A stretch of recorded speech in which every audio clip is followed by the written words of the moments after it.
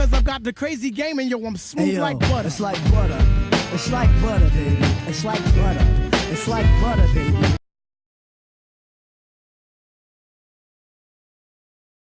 Watchable games. I got a lot of watchable games. There's a lot of good football this week. Yeah. Lions, Vikings. Vikings are a 5-point favorite. They are at home. I think that's a watchable game. I'm interested to see Matthew Stafford without Golden Tate now. Right? That was his security blanket. Very reliable, great hands. He's gone now, which is a very odd move for the Lions. Why do you trade away that weapon? Yeah. And why does he stay in the NFC? Right? I mean, I guess the Eagles were willing to give more, but if you're Matthew Stafford, you're a little baffled, right? You just why? I think that's interesting. Your main target now is Marvin Jones. Yeah, and I like Marvin. I like Galladay. Yeah, but it doesn't hurt to have weapons, right? Yeah. Come on now. And I think that they have. Here's the one problem that the Lions are facing right now. They found a seriously good, talented running back. Yes. Back there. Yes. And they are forcing, for some reason, still the team is forcing them to play LeGarrette Blount. Still. I get the running back by committee. I get the 1-2 punch, but I'm with you. I want to see more of this rookie. LeGarrette Blount has become a washed-up player, in my opinion. Like, he had a couple of years ago, a year or two ago. I want to say what? Fact check me on this. What, 2 or 3 Super Bowls in the last 4 years? Sure. And he was a pivotal piece on those Super Bowl winning teams, Eagles and Patriots. Yeah, he was. Yeah. He did a really good job with the Eagles and did a really good job with the Patriots. Yeah. But you think he's washed up? I think he's washed up because he's taken away talent from the other players in Detroit. And Matthew Stafford needs to have a free roam in terms of, let me get out there out of the pocket, but let me also have a chance to dump it off to a running back who's going to make something happen. Yeah. But he's got weapons. I think in 2 or 3 years ago, we never would have said this was a watchable game. Right. Minnesota, Detroit. Minnesota all of a sudden is also a really good team. Yes, they had a tough one last time out. Up and down. Another up and down team. The defense hasn't returned to what they were last year. Again, I said it earlier. I like Kirk Cousins, but he has his limitations. I love his weapons. I love Stephon Diggs, Adam Thielin.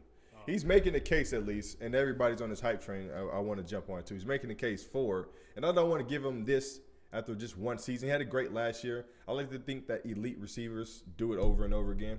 He's done it for back-to-back seasons, so he should be in that conversation. But he's making the case as to why he is an elite wide receiver. I think he's great. 100% elite. He's great. I'm going to jump on that train. Okay, because he's great. This is 7 or 8 games in a row with 100+ yards receiving. Yes.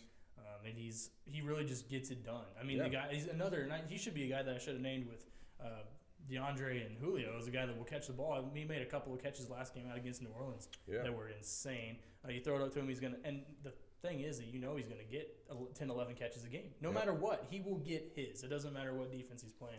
And the story from him is what really catches my eye. With that being said, why are why are the Vikings, I think they're at 500 or a game below? I mean, why? Defense has to return, but they're still good. You have these weapons. I like Latavius Murray. He's a little older, but he's getting the job done. Kirk Cousins is Kirk Cousins. He's paid a little bit too much to be one game at the 500, whatever they are right now. Why? What is the explanation as to what the Vikings are? Their conference is not too bad. No? They got a foe in the Saints that they just cannot come back. We saw last year. We all know what happened last year in that division round playoff game. It was crazy. It was a crazy inning. Saints got the best from this year. That's the team that they're chasing, of course, again. I think when they get Dalvin Cook back at running back, it's going to help them out. He's a really talented guy that they're missing. Latavius Murray's no joke. I mean, he's having a really good season. But like you said, they need to start utilizing their weapons, and defense has to play better because Stephon Diggs, Adam Thielen, in my opinion, a tandem and a wide receiver can't be touched in the league. The best. I think it's the best tandem in the league. That is I think so. Top tier. Diggs can catch anything as well. And the thing I was talking about with Thielen was, I'm sure you know this too, but undrafted. No one believed in the dude. He basically went out and tried out for some teams, made a couple practice squads at times, and this is a literal come-from-nothing story. Fought his way up and now is one of the best receivers in the NFL. So if you haven't read or heard of Adam Thielen's story, definitely check that out because it's definitely one of those motivational, worth reading type of stories. But yeah, Minnesota's too good to be at the record they are right now. Mm-hmm. They're in a competitive conference, and this is the point where if you're Kirk Cousins, you've got to start doing. You got to Kirk up your Cousins game. things. You got to up your game. How about this? Minnesota, that's a great fan base as well. Mm-hmm. They have a great home field advantage. They can lose there. Yeah. Right? We've seen it already this season. I do got the Vikings. I think it's a much closer game than a lot of people expect. They have it as a 5-point favorites. I think it could probably be a field goal. I like Detroit has a really good secondary. They're small, but they play well. A good secondary. They just got Snack Jones in the middle from the Giants, who sold off some of their players on the defensive side. So I think it'd be a closer game. Another watchable game. I got the Vikings. You got the Vikings? I got the Vikings. Another watchable game. Chiefs-Browns. Right? So for us, it definitely is. for us, yes. The optics say Chiefs dominate. I think they do dominate. This is a watchable game because I'm interested to see the Browns after firing Hugh Jackson and Todd Haley. I want to see Baker Mayfield, who allegedly wasn't really getting along with Hugh Jackson and Todd Haley. I want to see how Baker Mayfield plays. I want to see this team respond. A young team, very talented, but you fire your head coach and your OC? I've never seen that. Well, and too little too late, in my opinion. Yes. They should have done that a long time ago. I think it was cool what Baker Mayfield came out and said in the press this week that Patrick Mahomes should have been the number 1 overall pick over Myles Garrett. And I think that was kind of impressive when he said that. I don't know if I want to hear that from Garrett, being your teammate, being on the opposite side of the ball. I wish I can come get you now as a DN. But and I think that he has a point, though. When you look at it now, did anybody know that? Yeah, the hindsight, No, sure. I don't know. But we knew Baker Mayfield was going to go there. I think, and I said this earlier this week. I tweeted it out, and it's like, what's the chance, or how much positive chances that the Chiefs put at least 50 on the Browns? I think that their offense will have no problem. This could be one of those games where Patty Mahomes throws for 5 touchdowns, and it's easy like that. But I think when you look at the Chiefs right now, they're rolling, obviously. The defense is a little better. The run defense is still really bad. Mm-hmm. The secondary is not as bad as we saw for the first couple games, which was really, really bad. So I think when they get that up to a little bit more, because you've got Kareem Hunt rolling right now. He's proven he's a top 3 back in the league. And when Mahomes does Mahomes things, the guy's going to throw for 300 yards guaranteed every game. They're going to have no problem. But like I said, Browns all of a sudden are somewhat of an interesting team with the names that they have. 50 points. How about this? I think that Browns defense is respectable, right? So I know they're going through these transitions and coaches and blah, blah, blah, blah, but I think they still have a respectable defense, fairly decent. I think they can get things done. Against this offense on this Sunday, I don't see it. I can see the Chiefs putting up 40. Okay. 50, I don't know if they want to go into the dog pound and stump on those guys like that. The only reason they wouldn't put up 50 is because by the fourth quarter, their starters will be out. Yes, I can see it. I can see 5 touchdowns and 300 yards from Patrick Mahomes. Easy. Just taking it similar to what they did with the Bengals. The first 3 quarters, let them sit after that. Exactly. I think they took 2 or 3 possessions in the fourth quarter, which I didn't get that as Andy Reid, but let those guys sit. To your point about the Chiefs defense, the defense is getting better. Don't let the numbers, don't let the score, the end result fool you. These guys are getting better. They have to get healthy. Yeah. Right. This is a franchise, at least this season, at least this defense, at least not franchise. They've been plagued by injury. And right. Most of the 2 leaders that we've talked about, they're the ones that stay hurt. And you've got Houston and Barry, that just cannot stay healthy. There's guys that if they had them on this defense right now, they would at least make it that much better to where you've got a solid, if not one of the best at times, safeties in the league, and one of the best pass rushers. I wish Justin Houston was healthy because he would be up there for the lead in sacks, in my opinion, right now. And we got to give some credit to D Ford. D Ford is balling. AFC Defensive Player of the Month. Yes, and I think Chiefs Kingdom is split on this. I think some people trust and believe in D Ford, and then the others were like, I can't wait till this year is up and get him out of here. Before this season, I'm not going to say I was high, but I was holding out, I think, a really positive, trustworthy hope on D Ford. Whereas I think another Chiefs fan that I know was like, get this guy out of here. We need to take a defensive end with the 2nd overall pick, which they end up doing. Brandon Speaks played well last week. Yeah, he did. So it just like every other rookie, I said it earlier, there's a rookie curve. I said it with more. You have to adjust. You have to pick up the speed. You have to pick up play calling, all of this. Speaks didn't look bad. He looked really good. D Ford is balling. This is a good defense. Excuse me, I jumped ahead of myself. This is not a good defense. This is a bad defense that's getting better. Yeah. And when they get healthy, to be real Super Bowl contenders, I would take a middle of the pack defense. Well, and their offense is so good, obviously, that they can get away with it. But the only L that they've taken besides the Patriots, which in my opinion was still a win. They took a 43-40 L on the road. That's what I'm saying. Yeah. Very, very good showing. But the only real L that they've taken this year is that they didn't get somebody before the trade deadline on defense. They missed out. They missed out there. They should have made a move. I really do. And rumors immediately, let's get Patrick Peterson. Then he says he wanted to stay in Arizona, so maybe that was out of the question. Yeah. Go to New York. There's a couple guys who could have got there from the Giants. Mm-hmm. Different teams that I'm thinking of, but they really should have made a move. Right now, they should have picked somebody up. They should have been willing to make a trade because their defense needs that leader in the backfield until Eric Berry gets back. Why not go to the Giants? Exactly. And say they selling everybody, right? And there were rumors that Janoris Jenkins was on the trade room. Go get Janoris Jenkins, right? He's under contract for another season. He's a quality corner, good speed. He's not the biggest, but he holds his own against some of the elite wide receivers. So why not go get Janoris Jenkins? Yeah. He's not a huge contract. Patrick Peterson, the difficulty there was the cap space in his contract. So huge of a contract, rightfully so, and then the available cap space with that. Sorensen may be coming back soon. I would like to see him back 2 or 3 weeks. So I'm not that high on Sorensen. He knows the play calling. He knows the system. He's solid. If you put him in the right role, he can't be out there 98% of the snaps like he was last season, 97%. He can't do that. You put him in you give him a role, put him in that.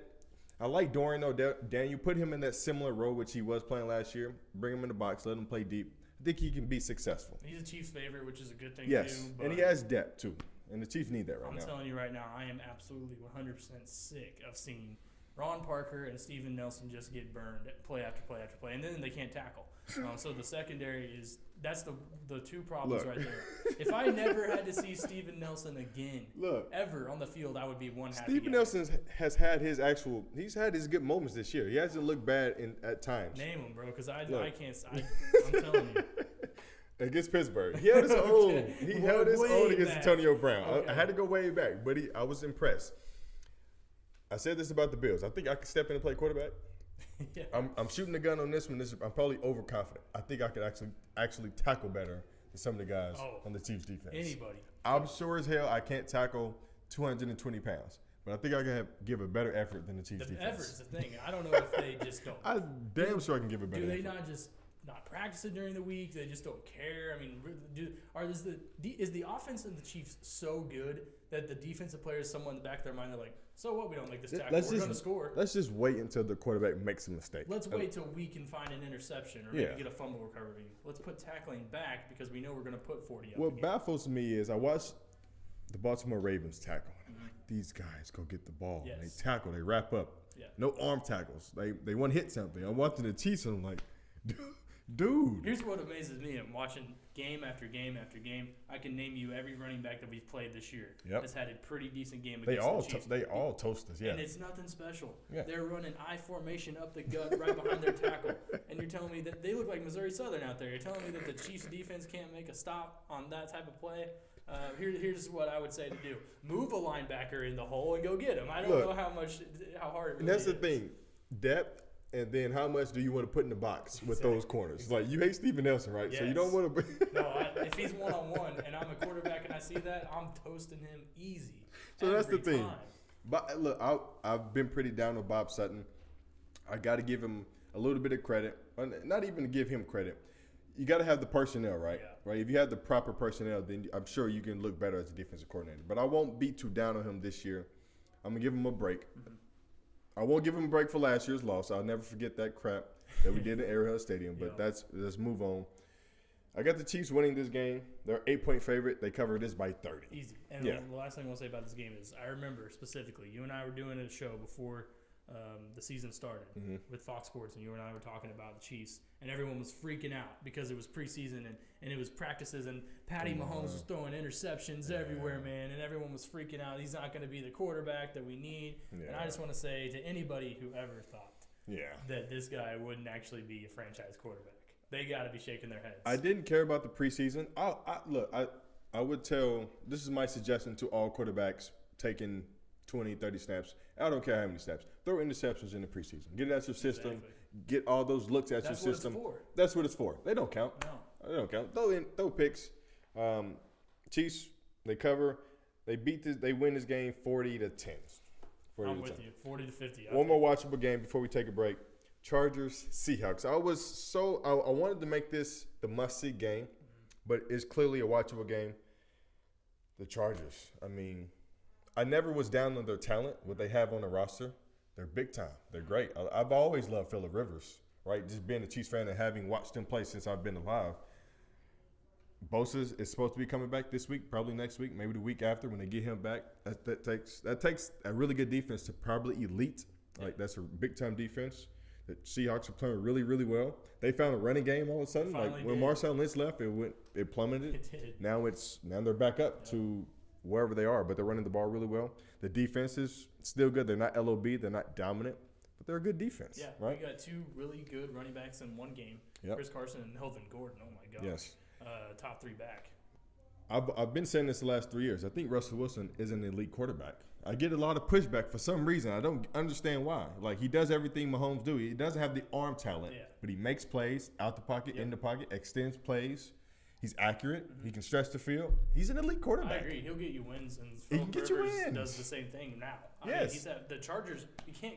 The Chiefs are running away with the AFC, but the Chargers are on their heels. I mean, and that's why this game is huge. so huge. It's huge. It's huge for the Seahawks, right? Because you're not winning that division with the Rams in it. You're vying for that playoff position in the NFC, which that 5 and 6 spot will be. You have Philly, you got the Redskins, who it's a coin flip as to who may win that division. I like Dallas, so important game for the Seattle. The Chargers, I think they're guaranteed a spot in. You can. Chargers and AFC North team, Pittsburgh or Baltimore. But if you're the Chargers, it's not you want that division title. And how about this? As good as the Chiefs offense is, I can see them slipping up. I just don't see this offense being this offense for 17, 18, 19, 20 weeks, right? That's why it's so pivotal to get this defense healthy. If you're the Chargers, you got to win games and you got to be scoreboard watching. You got to be thinking to yourself, this Chiefs offense won't hold up. How about this? I trust Phillip Rivers more than I do Patrick Mahomes. Really? Yes. Wow. In the postseason, probably not, because he's never really had huge success. Phillip Rivers has, but neither has Patrick Mahomes. Well, and then there's that curse that looms over Arrowhead Stadium in the postseason too. Yes. Yeah. But when I looked at the beginning of the season, and I said originally my guess was Chiefs would go 11-5, and I thought that was even being a little under generous, if that makes sense. I wanted to give them more wins. I was that confident. And now when they got one loss coming into 9 weeks, they have an easy schedule coming up until they face the Rams in week 11. The next two games should be easy wins. But looking at that, I'm actually really confident, and I've completely 100% bought in to what the Chiefs are doing. I trust Patrick Mahomes. Yes, he's thrown a few picks here and there, but it doesn't matter when he's throwing 5 touchdowns, 300 yards a game. The plays that he's made, his out-of-pocket presence, he doesn't take sacks. He doesn't throw it out of bounds.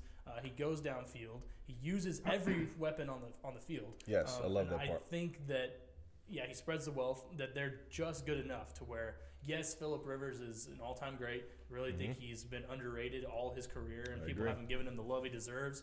He's had a tough offense some years, but he's got a good enough offense this year to where they can really do some damage. And that's one of the games that I wanted to watch for sure. Yes. And then the other two that I was thinking also, Rams-Saints, and then the Sunday night game, you got the two greatest quarterbacks going at it. Yeah, we'll get to those games. Those are the ones that I'm also excited about too. But, like you said, I think the Seahawks-Chargers also was a game 2 or 3 years ago we wouldn't be interested in. No. Watchable game. The Seahawks are actually favored by a point at home.